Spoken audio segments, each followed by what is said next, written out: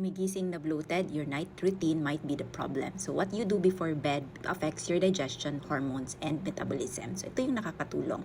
Number 1, eat dinner early kasi ang late meals do not give your body enough time to digest, which leads to bloating in the morning. So 3 hours before sleeping, kumain ka na. Number 2, light movement after dinner kasi nakakatulong ito para gumalaw yung food through your system and reduces gas buildup. So 5 to 10 minutes walk, gentle stretching would help. And number 3, prioritize sleep kasi pag hindi maganda ang tulog mo, tumataas ang iyong cortisol, nakakaapekto ito ng digestion which causes bloating. So aim for at least 7 hours of sleep. So remember, ang flat na tummy, hindi lang yan sa kung anong kinakain mo, but it's also about how your body process it. So kung lagi kang nagdi-deal with bloating, mabagal na metabolism, or hirap kang magbawas ng timbang, kailangan mo ng personalized na approach. So in our 6 weeks metabolism and weight loss coaching program, tumutulong ako para umayos yung iyong digestion, mas mabilis yung metabolism, and sustainable ang iyong weight management. DM me for free consultation.